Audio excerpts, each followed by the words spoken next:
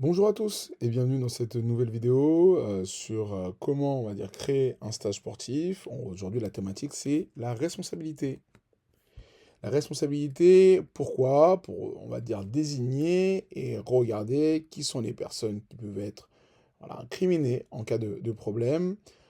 Donc comme je disais précédemment sur les autres vidéos, hein, l'idée c'est de donner on va dire des outils et des bases. Faut pas me prendre pour un avocat, un juge ou un juriste, mais au moins de donner quelques outils, quelques éléments, de façon à anticiper des potentielles problématiques à l'intérieur de vos stages, avant qu'on bascule sur la partie un peu plus fun, sur la construction, on va dire, des stages, même un peu plus pédagogiquement. Déjà, c'est la liste des personnes morales qui organisent généralement des accueils collectifs de mineurs. Il y a des associations, des communes, des clubs, les comités, ligues ou fédérations, ou même des sociétés privées.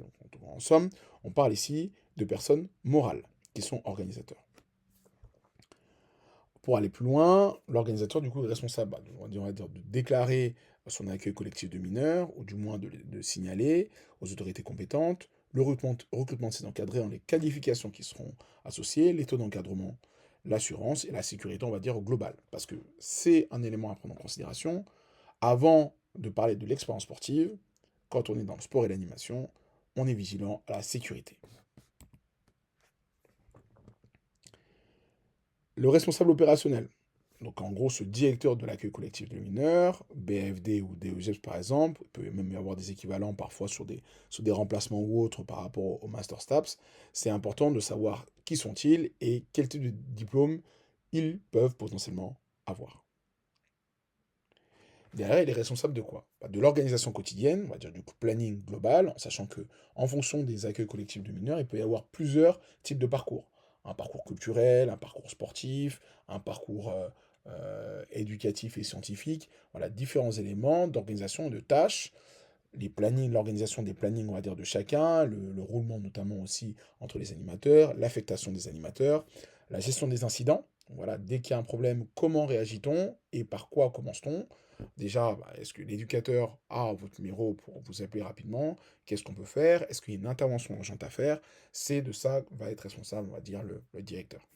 Le projet, il est aussi garant du projet pédagogique, c'est-à-dire que souvent, il doit rendre des comptes. Bon, voilà, qu'est-ce qui s'est passé à l'intérieur de ton centre? Quels les objectifs, à quels objectifs avez-vous répondu? Et enfin, on va dire la gestion sanitaire, mais quand je dis ça, c'est pas lui qui va intervenir d'un point de vue sanitaire directement, mais plutôt une prise de recul pour savoir, on va dire, pour pouvoir échanger avec la personne qui est responsable de la partie sanitaire à l'intérieur de cet accueil collectif de mineurs. Derrière, pourquoi je vous parle de ça? Parce qu'en cas de problème, c'est toujours la même chose. Est-ce que le directeur a pris toutes les décisions raisonnables de façon à ce que ça se passe bien? Parce que euh, il peut y avoir quelque chose qui est complètement hors de sa portée, il va être quand même le responsable.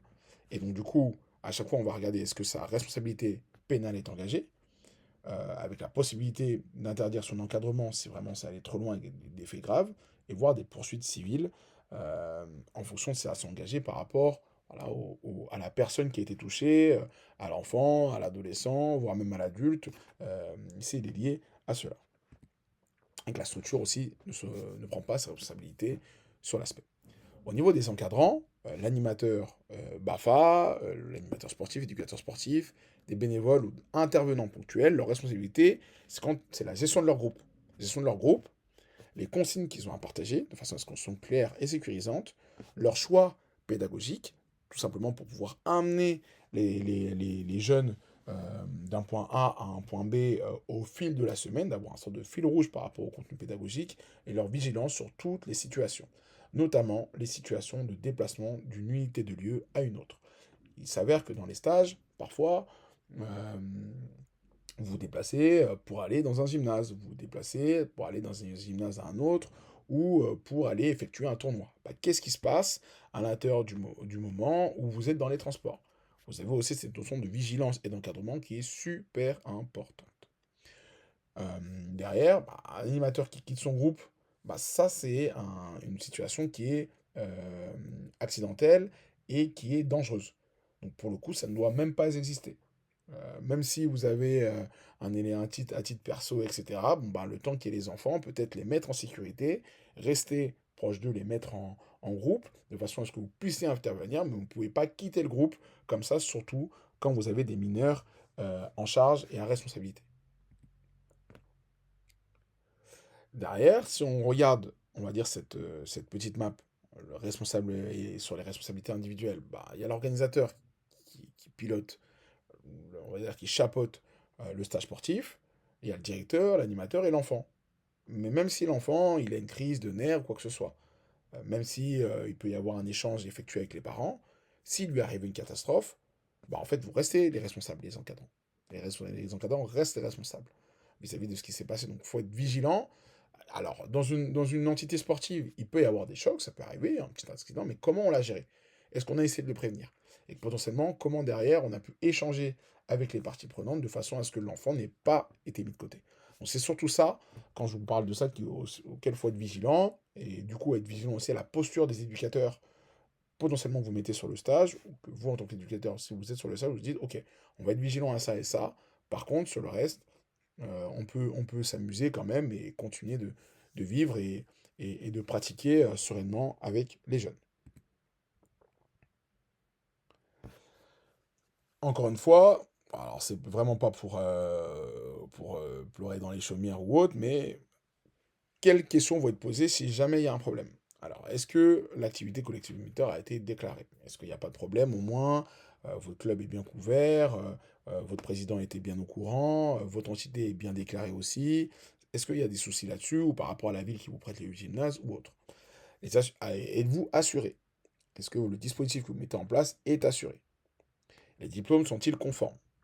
Le directeur avait-il organisé correctement? Qu'est-ce que ça veut dire? Est-ce qu'il avait anticipé différentes demandes, notamment avec les parents, qu'on en verra dans un autre chapitre?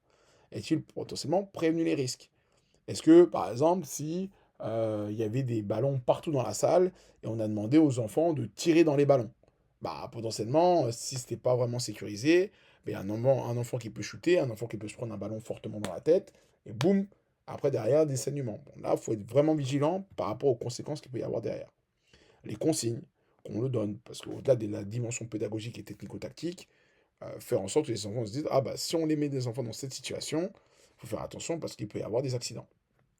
L'encadrant était-il présent au moment des faits, si jamais il y a un accident? Et a-t-il respecté les règles?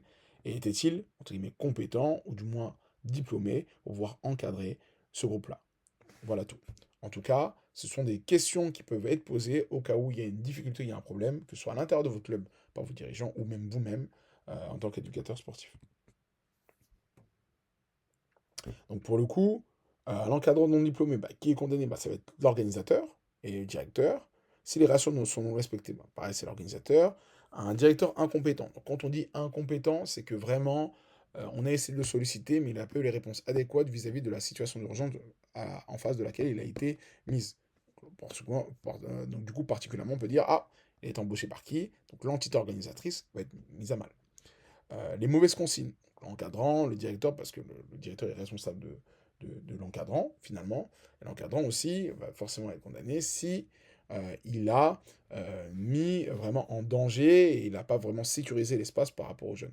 Et ensuite, bah, soyez vigilant à l'absence d'assurance. Alors, généralement, ça arrive très rarement, voire même pas du tout, mais on ne sait jamais parce que parfois, il y a certains stages sportifs où c'est dit que c'est une activité rentable qui sont faits un peu à la sauvage. Donc, en fait, ah, bon, on fait ça, il n'y aura pas de problème, hop, accident, et là, comment t'es couvert? Donc là, est-ce qu'il y a une président de l'association, président de l'entité? Parce que sinon, bah, entre guillemets, si vous êtes éducateur et que vous faites ça un peu à l'arrache, bah, ça va être tout pour votre pomme.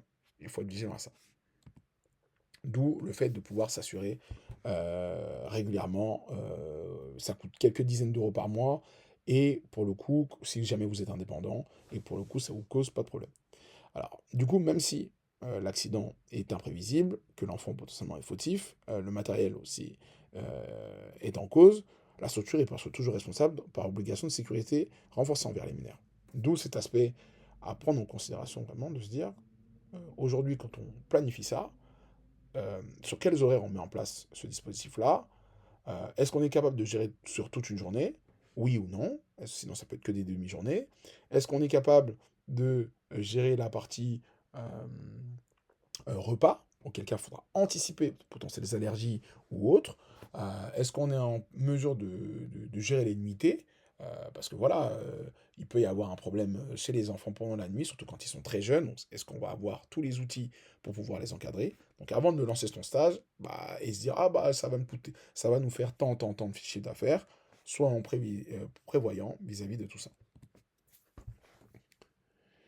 Donc, on va basculer après sur un nouvel épisode autour, on va dire, des assurances. Donc, comment, on va dire, quelle typologie d'assurance auquel vous pouvez souscrire pour l'encadrement de votre stage sportif. À très vite pour une prochaine vidéo. Salut.